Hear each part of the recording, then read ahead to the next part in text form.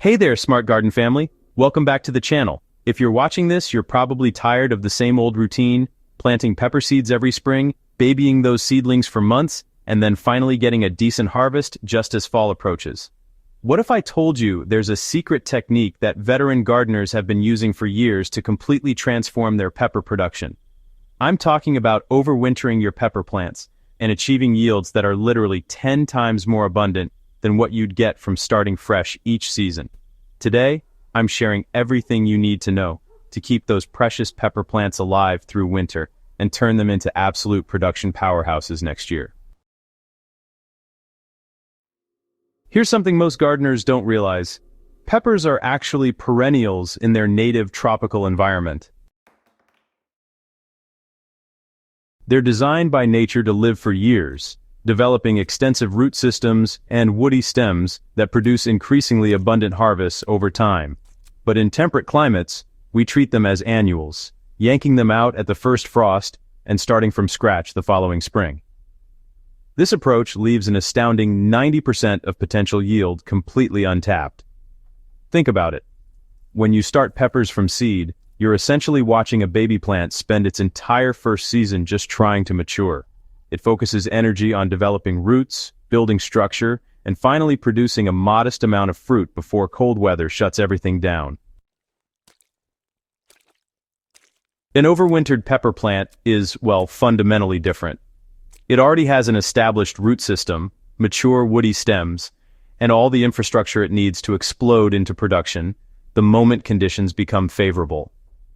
While your neighbors are still transplanting tender seedlings in May, your overwintered plants will already be covered in flowers and setting fruit. By the time those new seedlings finally start producing in July or August, your mature plants will have already given you months of abundant harvests. This head start, combined with the vigor of an established plant, creates that remarkable tenfold increase in productivity. The preparation phase is absolutely critical for overwintering success, and timing matters tremendously. You'll want to begin this process about 3 to 4 weeks before your first expected frost. Start by selecting your strongest, healthiest plants. Look for specimens that produced well during the season, show no signs of disease, and have robust stem structure. Avoid any plants with visible pest damage or viral infections, as these problems will only intensify during the stress of dormancy. The first major step involves aggressive pruning. Using clean, sharp pruning shears, cut back all branches to about 6 inches from the main stem. This might feel brutal, but you're essentially creating a manageable framework that can survive dormancy without expending unnecessary energy. Remove every leaf, every flower, and every developing pepper. The plant needs to redirect all its resources toward survival rather than fruit production. Next comes the root work, which intimidates many gardeners, but is actually straightforward. Carefully dig up your plant, then gently shake and rinse away most of the soil from the roots. Using those same clean shears, trim the root ball down to roughly half its original size, removing any damaged or circling roots. This root pruning accomplishes 2 important goals. It makes the plant manageable for indoor storage, and it stimulates vigorous new root growth when you eventually replant in spring. Creating the perfect dormancy environment is where many gardeners stumble. But the requirements are actually quite simple once you understand what the plant needs. Your overwintered peppers aren't trying to grow during this period. They're merely surviving in a state of minimal activity. Pot your pruned plants in containers just large enough to accommodate the trimmed roots, using fresh, well-draining potting mix. Place these containers in a location that remains consistently between 50 and 60 degrees Fahrenheit. A basement, garage, or spare room often works perfectly. The lighting requirement surprises most people. Your dormant peppers need very little light, perhaps just a few hours of weak natural light from a window or even artificial light from a nearby room. Watering during dormancy requires a delicate balance. The soil should never be completely dry, but it should also never be soggy or consistently moist. Check the containers every week or 2, and water only when the soil has dried down several inches below the surface. You're aiming for barely damp conditions, just enough moisture to prevent the roots from desiccating. Pest monitoring becomes crucial during this vulnerable period. Inspect your plants weekly for aphids, spider mites, or whiteflies.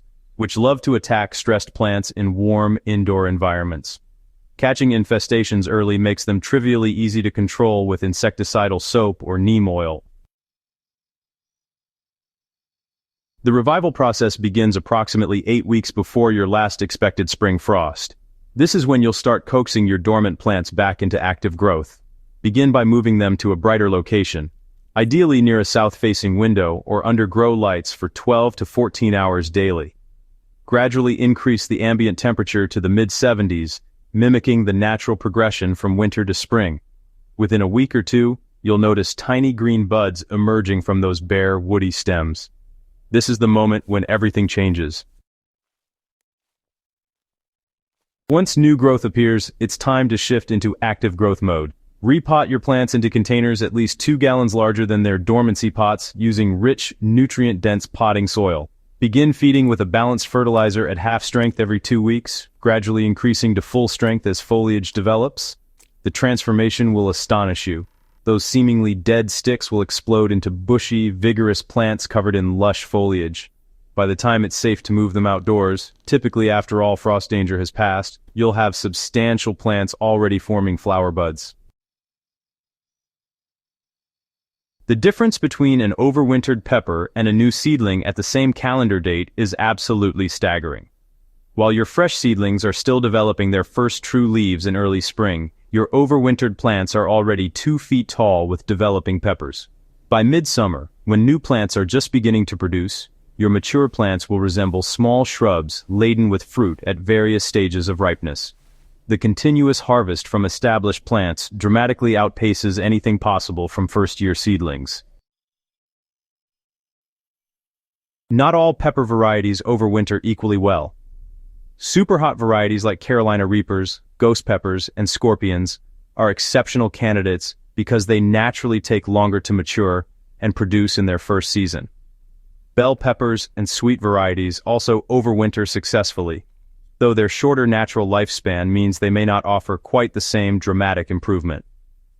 Plan to overwinter 3 to 5 of your best plants, which will provide abundant harvests while leaving room for experimenting with new varieties from seed. Now it's your turn to experience this game-changing technique. If you found this guide valuable, make sure you hit that subscribe button and ring the notification bell so you never miss our latest gardening secrets. Share this video with your fellow gardeners who are ready to transform their pepper production. Drop a comment below, telling us which pepper varieties you're planning to overwinter this season. Happy gardening, smart garden community, and here's to your most productive pepper harvest ever.